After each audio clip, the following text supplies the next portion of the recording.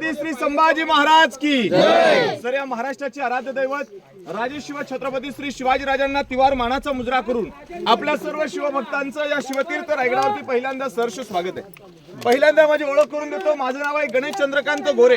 गेले 14 वर्ष झाली त्या रायगड भूमीवरती मी गाईड म्हणून एक काम करत आहे। माझं कोल्हापूरमध्ये पुण्यामध्ये रायगड किल्ल्यावरती 5 वेळा प्रशिक्षण करून रायगड जिल्हा परिषद आणि एमटीडी क्षेत्र गडावरती गाईड म्हणून एक काम करतो। किल्ला तुम्ही या अगोदर कधी पाहिला असेल नसेल, पण माझ्यासोबत तुम्ही पहिल्यांदा फिरताय। सरांचं माझ्या अगोदर सोबत फिरणं झालं होतं।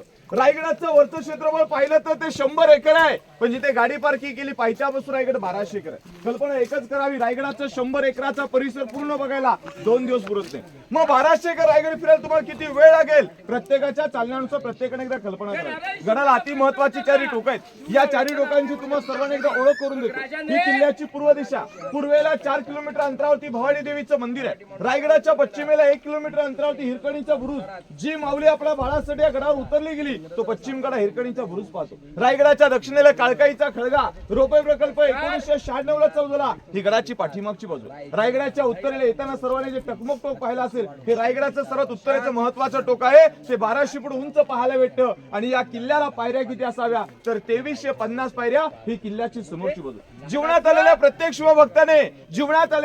शिवभक्ताने एकदा तरी रायगडाची वारी करावी आणि ती करत असताना ती पायी करून पाहावी। ज्या डोक्यातला घाम पायाच्या नखाला स्पर्श करून जातो त्या रायगडाच्या इतिहासाला जाणीव होते की 350 वर्षापूर्वी आपल्या राजाने रायगडाला कसं घडवलं असेल याची प्रत्येकाला एक जाणीव होऊन जातो। या रायगडाला पूर्वी 14 नाव होती। कोणी तणस, रासीवट्टा, पूर्वेकडचा जिब्राल्टर, इस्लामगड, रायरी याचं नामकरण केलं आणि याचं नाव ठेवलं ते म्हणजे रायगड। आणि रायगड ही स्वराज्याची दुसरी राजधानी। स्वराज्याची पहिली राजधानी पुणे जिल्ह्यात वेल्हे तालुक्यात राजगड येणं तुम्ही सर्वांनी ऐकलं असेल। या गडाचं वातावरण क्लिअर असेल तर राजगड किल्ला सुद्धा रायगडावरून दिसतो। प्रामुख्याने एक खोरं कोणतं होतं तर एक जावळीचं खोरं म्हणून ओळखलं जायचं। हे जावळीचं प्रांत लागूकडे होतं। रायगडाच्या दक्षिणेला तुम्ही सर्वांनी प्रतापगड किल्ला पाहिलाय का सर? त्या प्रतापगडाच्या पायथ्याशी जावळी नावाचं गाव आहे। त्या जावळी नावाच्या गावापासून या उंच टेकड्या सह्याद्रीच्या रांगेपर्यंत संपूर्ण भूभाग दरीखोरं म्हणजे जावळीचं खोरं होतं। साहेब, जावळी तुमची, आमची, जिजाऊंची, शिवाजी राजांची होती, पण मराठ्यांची पहिली राजधानी राजगड।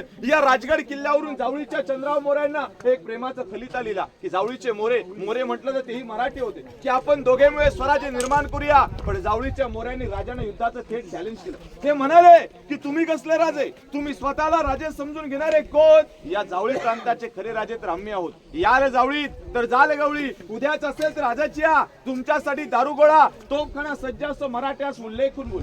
मराठे कोणासमोर झुकले ना वाकले, पण आताचा एक शेर आहे की अंधाराला घाबरत नाही तर त्या आभाळाची साथ आहे, मोडेल पण वाकणार नाही। हीच तर खरी मराठ्याची जात आहे। छत्रपती शिवाजी राजांनी निवडक 154 सरदार घेतले। छत्रपती शिवरायाने 154 सरदार घेऊन पहिला हल्ला जावळीच्या चंद्रराव मोऱ्यांवरती केला। आपला वध होणार या भीतीपोटी ते जावळीचं खोरं सोडलं, कारण जावळीच्या चंद्रराव मोऱ्याचा भाऊ हनुमंतराव मोरे सूर्याजी काकडे यांच्या हस्ते त्या जावळीच्या खोऱ्यामध्ये मारला गेला होता। आपला वध होणार तिथून त्या जावळीचं खोरं सोडलं, रायरीवरती मुक्कामी आले। शिवाजी राजाने रायरीला 3 महिने वेढा दिला। अखेर 15 मे 1656 ला जावळीचे मोरे राजांच्या पायथ्याशी या रायरीच्या पायथ्याशी शरण आले। राजाची खातिरदारी होती, जो शरण येईल त्याला कदापि मरण द्यायचं नव्हतं। शिवरायाने जावळीच्या खोऱ्यामध्ये जावळीच्या चंद्रराव मोऱ्याने सोडलं, जावळीचं प्रांत ताब्यात मिळवून घेतलं। 70 पर्यंत गडाचं काम चालू होतं, म्हणजे 1656 ते 70 या 14 वर्षामध्ये या किल्ल्यावरती बांधावं काय साहेब? दगडामध्ये 350 इमारती बांधल्या,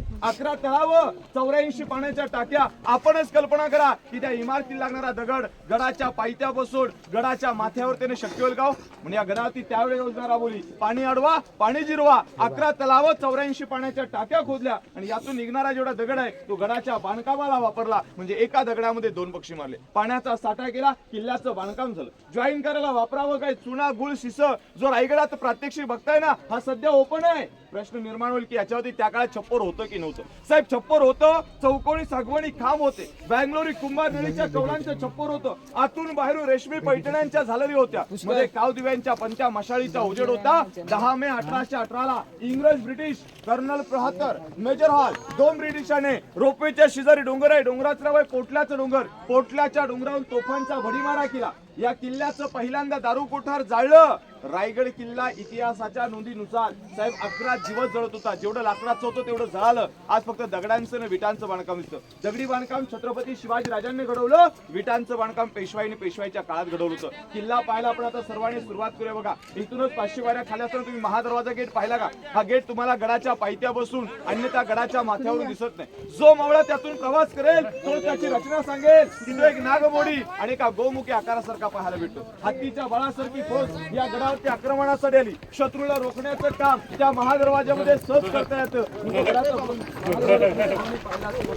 प्रामुख्याने एकच सांगावं असं वाटतंय की 350 वर्षापूर्वी गडाच्या आपल्याला 2150 सलामी दिल्या. त्यातल्या 2 तोफा आज आपल्याला प्रात्यक्षिक बघता येतात. हे सर्व पाहत गडमाथ्यावरती तुम्ही पोहोचल्यानंतर आपल्या मागच्या बाजूला जे काही तलाव दिसतोय या तलावाचं नाव हत्ती तलाव. हत्ती होते कशा आणले, कशा स्वरूपात आणले याचं उत्तर रायगडाच्या राजसदरेवरती तुम्हाला देण्यात येणार आहे. पण त्या हत्तीने आंघोळी पाणी पिण्यासाठी या हत्ती अवजाचा वापर केला जातो. पण याच्यामध्ये आता सध्या तरी पाणी नाहीये. 1689 ला औरंगजेबाचा सरदार जुल्फिकार खानाने गडाला पहिला अजगरी वेढा घातला होता. शत्रू आटोक्यात येण्यास तयार नव्हतं म्हणून शेवटचा पर्याय म्हणून काय केलं तर या तलावाचं आउटलेट खोललं. याचं जाणारं पाणी महादरवाजातून पास केलं. शत्रूला पाण्याच्या लोटाने वाहून घालवण्याचा प्रयत्न केला. थोडक्यात तुम्ही सर्वांनी बाहुबली पिक्चर पाहिलाय का? त्या पिक्चर मध्ये एक सीन दाखवलाय बघा. एखाद्या राज्यावरती जर का संकट आली आणि राज्याची कॅपॅसिटी नसेल तर साईडची धरणं फोडली जायची आणि त्या पाण्याच्या लोटाने शत्रूला वाहून घालवायचं. हा प्रयत्न राजाने 350 वर्षापूर्वी केला होता. या महादरवाजाला कनेक्ट करत संपूर्ण सर्वात पहिलं तलाव पाहिलं ते हत्ती तलाव पाहतो.